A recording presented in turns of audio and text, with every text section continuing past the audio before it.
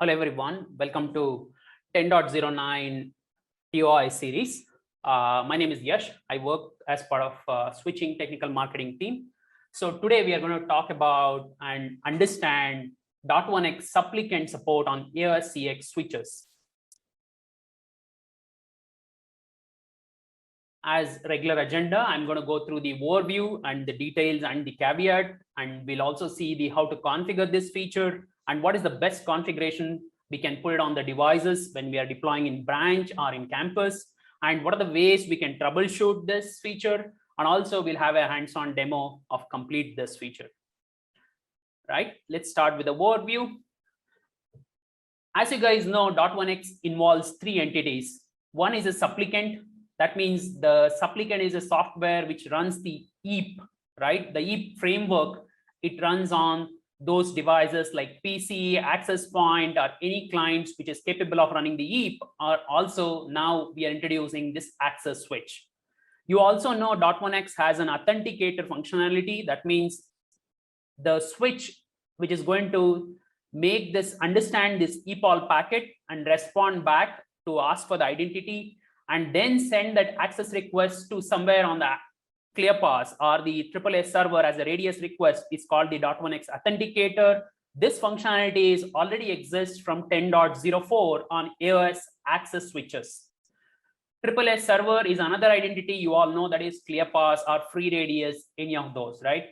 So what we are introducing now as part of 10.09 is .1x supplicant support on AOS-CX switches. Before you onboard any client, you want to make sure you are onboarding the right switch. So for that reason, on the uplink port of the access switch, you can configure now the .1x supplicant so that you are onboarding the right switch. Then you can use the same switch to onboard the rest of the clients.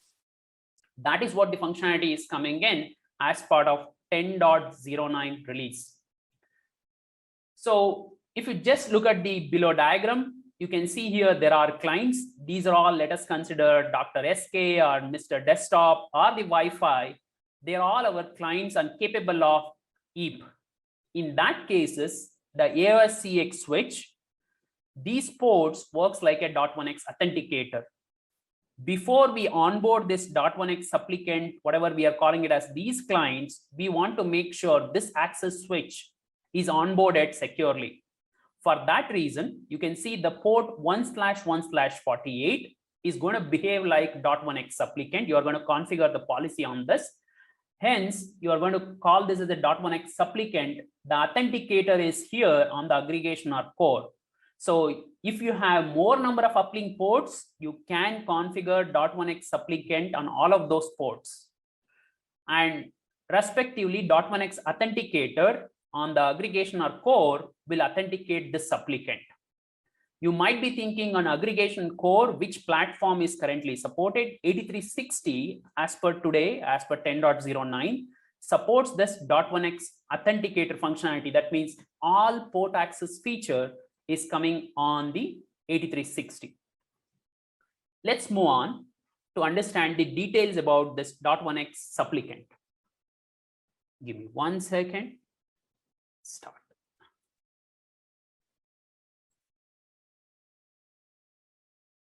Details and caveat. As you guys know, .1x authenticator from 10.4 we support with the 2010 standard. Similarly, from 2000 same standard for 10.09, .1x supplicant is supported. The EAP methods, which is very important, is supported is EAP TLS and also EAP MD5. If you look at our history, that is on the AOS switch, we only support EAP MD5. The most secure mechanism today is the EAP TLS, and that is supported on AOS-CX switches. For EAP TLS, you need a certificate. So we have user-defined certificate as well as EST enrollment certificate. Remember, EST is already supported on AOS-CX switches, and user-defined certificate is already supported. But for the application like .1x supplicant, we only support these two. We don't support IDA certificate and ZTP workflow in 10.09 release. As required, this feature is only supported on L2 physical interfaces. Today, no L2 lag support or ROP support. For this .1x supplicant, there is a standard MIB. That standard MIB is not part of the 10.09 release. Supported platform, as you can see, all access platforms are supported, plus 8360 also coming up with not only .1x supplicant, it also comes with all the port access security features. We call it as port access security. In case of competition, you may hear it as PAC, port access control feature. So all of those features are coming as part of the 8360. The not supported platforms are, as usual, security port access security features. These platforms were never supported, and same will be continued. 8320, 8325, 8400, and the 10,000. Same switch as we saw can behave like a .1x supplicant, and also on access side, it can behave like a .1x authenticator. If you are trying to configure a physical interface with a MACsec and .1x supplicant in 10.09 release, it is not supported. What is supported is you can have both .1x authenticator and .1x supplicant exist on the same switch. Some of the sub features are very, very important to understand the .1x supplicant. We are also going to see this as part of the demo. As you guys know, EAP method, as I told you, by default it is EAP TLS is configured, but you can also change it to EAP MD5. CAN EAP success is a very important feature, should be supported on a .1x supplicants. Hence, this switch now supports the CAN EAP success.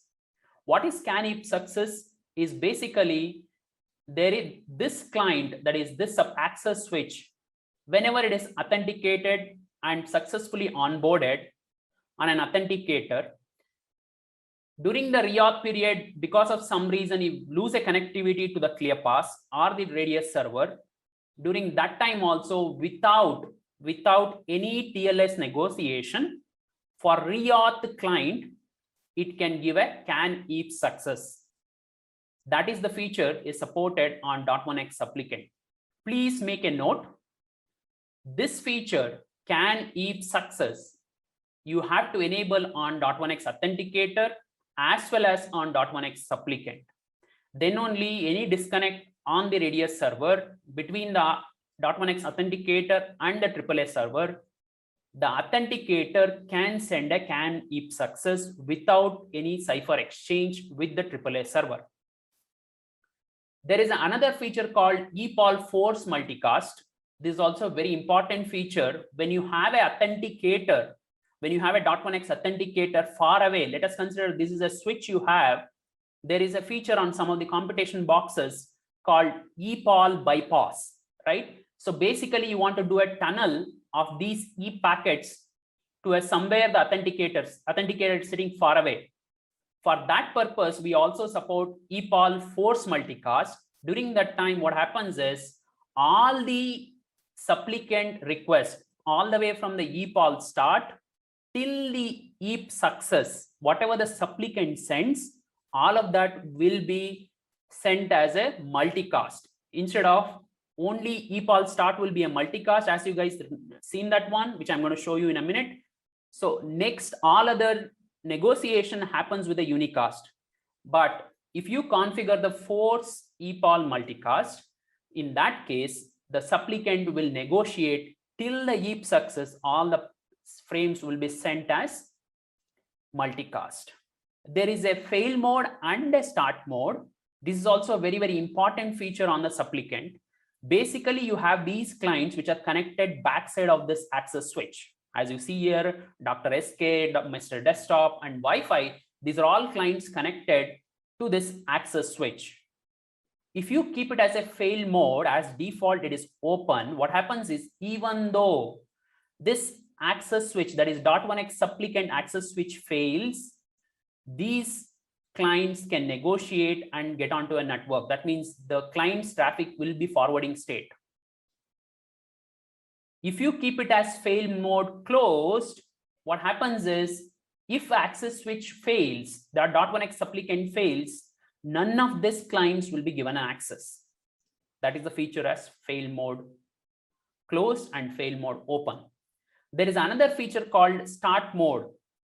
This is to achieve the parallel to save time of your client onboarding. Basically, the supplicant start negotiating and to the .1x authenticator at the same time, these clients can also start their negotiation. That is what the default. But if you keep it as start closed, these client will wait till this .1x is onboarded, this switch is onboarded successfully, then only these clients will start the negotiation. This is in the start mode. EPOL protocol version, both are supported on AOSCX switches. Basically, EPOL version 2, it is nothing but a standard of 2004.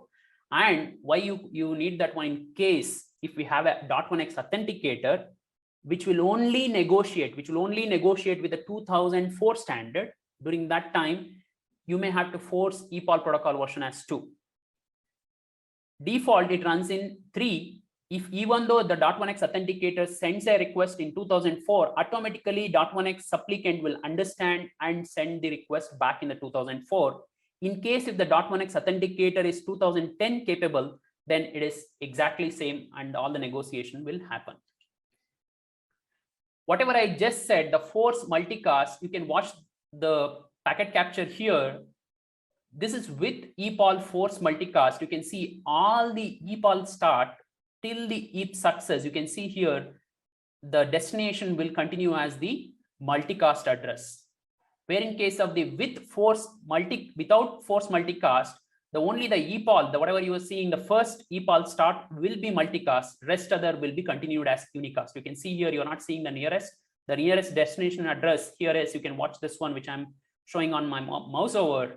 The destination nearest address as shown as the multicast address, where here you can see these are all from the supplicant to the .1x authenticator, it's a unicast just after the EPOL start. EPOL start on both the side, it will be same, but rest other, you can see here, because of you configured the EPOL force multicast, rest other will be multicast. This functionality is going to be very useful when you have a .1x authenticator little far away. It is not directly connected and you want to tunnel all the EPOL packets, right? There are switches which supports that one, sending the EPOL as a tunnel to a .1x authenticator from all the way from the supplicant. During that time, this feature is going to be very handy, and we saw that with one of the deployment recently. So CAN EAP success, as I was talking about, you can see here, with CAN EAP success on the policy of the .1x supplicant, what happens is for a reauth client, remember this is a reauth clients only feature.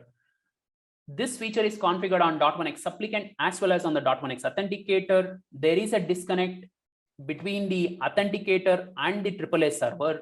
During that time, it will ask for an EAP identity. Once the EAP identity, it is an identity for a reauth client, then it will directly send a EAP success. It will not negotiate what you are seeing here, all these ciphers with the TLS, right? So that is not negotiated. This is without CAN EAP success. What happens if you are not configured this feature? If there is a radius disconnect, you will see the client failed state, right? Server timeout, you will see that one. Let's move on. This feature is required on both the .1x supplicant as well as on the .1x authenticator. This is to check on the, as I said, the EAP methods, we support both EAP TLS as well as EST and user-defined certificate. For the EST enrollment, as you guys know, you have to go through, already this is supported on AOSCX switch. So you have to make sure the certificate is onboarded properly, and to check what is the certificate has been used or not, right certificate is getting used on your box. This is the way you can check that one. Secure socket layer, you can watch which certificate has been issued. There is a command show crypto PKI certificate. If you give that certificate name, you will be able to see who is the issuer and what is the common name has been attached to that EST, and you can watch that one clearly on your secure socket layer. This is on the EAP TLS with EST enrollment.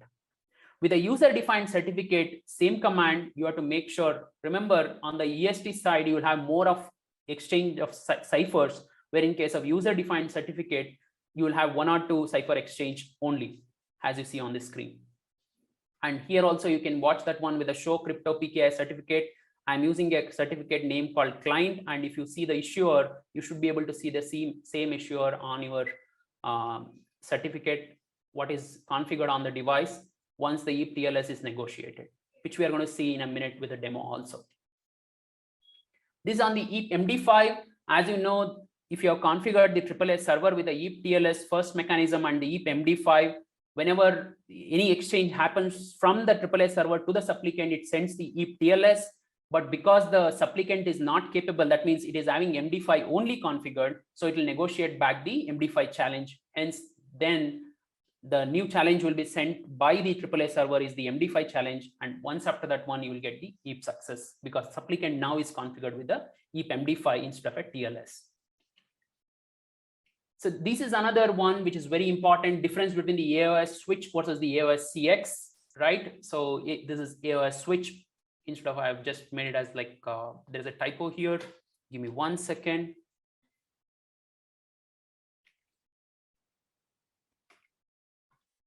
AOS switch versus the AOS CX.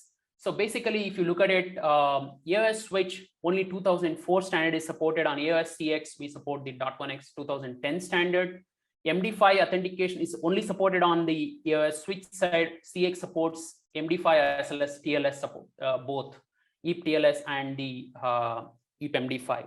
Here on the AOS switch, it uses the base MAC address. That means if you have too many uplinks, you are going to see the same MAC address, where in case of AOS CX, we use the interface MAC address to authenticate the uplink port. So if you have 1 or 2 uplink port, you can configure the .1x supplicant on those, so it will use the different MAC addresses. It only supports EPOL version 2. This supports both. Let's move on and see the configuration. Before we jump onto the configuration, I just wanted to make sure you understand the certificate installation process. So on the Leaf certificate, whatever you have, we are introducing a new command. You can see here CryptoPK application. If you see earlier, we have the captive portal, EST client, HTTP server, and the RADSEC and the syslog client. Now we have .1x supplicant. That means you can configure CryptoPKI application. You can .1x supplicant, and you can attach that certificate which you have downloaded for the Leaf certificate for the either for the EST or for the user-defined certificate. So the command to check that one is show PKI application. You can clearly see if it is a EST application, .1x supplicant will be attached, and it will say in the valid status as whatever the certificate name, and it is valid. Same true with the user-defined certificate. This is again on the some more commands to see whether the EST enrollment is successful or not for the .1x supplicant. So now, after you have the right certificate on the box, either EST certificate or user-defined certificate, next thing is to configure. How do we configure the .1x supplicant on the AOS CX switches? On the global config mode, it is same command as you have for the authenticator. That is AAA authentication port access .1x used to provide authenticator in case of a .1x authenticator. Now we have a supplicant, and you are going to, by default, this will be disabled. You have to enable this. After that, we are moving to a policy way of approach. Remember, in case if you're not in this context of a .1x supplicant, and if you configure the policy, this becomes a classifier policy. So you have to make sure you are in the .1x supplicant context. Under that one, we are continuing with the same policy approach of configuring policy, whatever the name of the policy you're going to give, like CX .1x supplicant uplink. Under that one, the must configure ones are EAP method. That's it. You have to configure. If you're not configured the EAP method, then it will be assumed as standard default EAP TLS. Otherwise, if you want to have it as MD5, it's a must to configure MD5. This is again, as I already discussed, this is the way you are going to configure the EAP can EAP success under the supplicant policy. By default, this is disabled. And the force multicast by default, that is also disabled. You have to configure, because this is only on a specific deployment. We need this one, not on all the deployments. Hence, you have to make sure whenever you have that specific deployment where the client is far away connected to the .1x authenticator, in those cases, this feature becomes handy. You can clearly see that one. I don't know, you watch this one. On the packet capture, we'll see that one while we even do the demo also. So this is on the max retry. This is basically on the .1x supplicant. You are going to configure the in case if the .1x supplicant fails, how many retries it has to do. That is what the max retries are. EPOL timeout. Basically, having a little bit larger is better. So keep it a little bit of larger, because in case if the ePAL start is sent to the .1x authenticator, if the .1x authenticator is not responsive, that time this ePAL timeout makes a big difference. EAP method, as I was telling you, by default is EAP TLS, which is configured on the policy. In case if you want to change it, MD5, you have a command EAP method MD5. This is something very, very important. If you ask me, what is required, must to be configured under the policy is the identity, because identity will be used for EAP TLS, even for the EAP MD5. So how do you configure the EAP identity? Under the policy, you're going to configure identity and the name. For EAP MD5, you need that password also. So discovery time, in case the first ePAL start, you want to keep it as a more 60 seconds or before you say .1x authenticator is not responsive. Discovery timeout is the another mechanism you're going to configure on the policy. Held timer, this is in the negotiation. You want to keep the held timer between the EAP start to EAP success. This is the time you're going to configure. And as already explained, the start mode, by default, start mode as start open. That means clients as well as .1x authenticator, .1x supplicant, both will be sent for authentication simultaneously in the default state. But if you keep it as closed, the clients which are connected to .1x supplicant will not be sent for authentication until unless the .1x supplicant is successful. That is what the start mode means. Fail mode, we already explained. It is in case .1x supplicant is completely failed, but even in during that time, you want to allow some clients like campus network, right? In the campus network, you know that, yeah, this is a switch and for some reason the certificate is expired and you want to allow some APs. During that time, you can keep it as fail mode as default, but it is a branch deployment. You know that it's a very you need to be keep it as very secure. In those environment, you want to keep it as fail mode closed, start mode closed, until unless the switch is authenticated. You don't want to allow any access point or any other clients to come into the network. There is another new command which is getting introduced to restart the supplicant. So .1x, this is in the exec mode. Basically, you are going to get port access .1x supplicant restart. You can restart all the supplicant, or you want to restart only one uplink. For example, 1/1/47, 1/1/48 is configured on 2 ports. .1x supplicant, you want to restart only on one particular interface. That you can do with this .1x restart. Very good show commands have been introduced as part of the this feature. As you see here, let us consider we have 4 uplink ports and we have configured the .1x supplicant. This is for an example. Most of the time, deployment wise, we'll not have 4 uplink and we'll be configuring the .1x supplicant. To explain all this status, I have to bring up this 4 clients.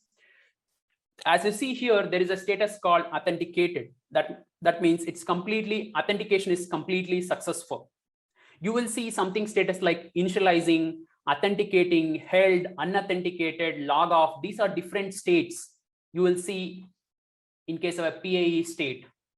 On the status also, you will see something like secure, open, blocked, and start open. These all states you will see here, fail open. For example, if you look at this one, which I was explaining you, this is fail open. That means the supplicant has failed, .1x supplicant has failed, but still the clients can come in. Okay, that is what the fail open means. Blocked means you cannot send any other, it is completely blocked. The .1x supplicant is not allowing any other clients to come in, which is connected to the .1x supplicant, right? That is what the block status is. Secure is basically .1x supplicant is completely passed and it has a right certificate, right supplicant, all the exchanges are done, and this port is completely up and running, right? Those are the show commands. You have many other show commands, but this is the one I frequently use, supplicant status, which I've shown above. There is a show command to see the supplicant policy. You can configure number of policies. Remember, the practical way of deploying, you can have 1 or 2 or maximum 3 policies configured inside the AAA.1x supplicant. You will not configure more than maybe 3 or 4, right? Because you don't need them. This is on an uplink. .1x supplicant is running on a AOSCX switch on an uplink port.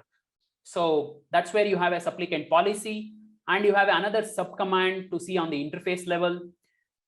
there is something on the statistics which is very important, because when you start the ePOL start, if the ePOL start, if you're not seeing it on the .1x authenticator, then these statistics becomes the handy command. We also have a DAG dump command, and there is a restart, which I already explained, and Showtech is part of this feature. Best practices, let's look at the best practice configuration. Simple configuration, we'll get into the config mode, .1x authenticate supplicant, and we'll enable this one, and we'll configure a policy on the uplink port 1, and we'll attach this policy to the interface, whichever the uplink interface is there. In case of here, 1/1/48, we are attaching the supplicant. If you look at it here, what is really mandatory for a EAP TLS, rest all is not mandatory. The mandatory is only this one, EAP identity, whatever the identity you are given here, that is the identity. Only this line of configuration is a must to have for a EAP TLS. For a EAP MD5, you need to have these two configurations. So you have a policy and EAP identity as the name and the password for the EAP MD5. The rest of the things which I already explained, if you are keeping it as in a branch, please keep the discovery timeout as 60, a little bit longer than the whatever the default, and the start mode as start closed and fail mode as fail closed. If it is a known campus deployment and you know that it is a secure environment, then you can keep it as a default profile, which is start open and fail open. You can associate this. This is exactly like how you associate the other policies. You're going to associate this one on the where you are running the .1x supplicant. Okay, remember, each, not only in the global mode, you need to enable the .1x supplicant, how you do it on the .1x authenticator. Similarly, you have to get into that interface where you want .1x supplicant to be running. You have to associate, once you enable that one, you have to associate that policy.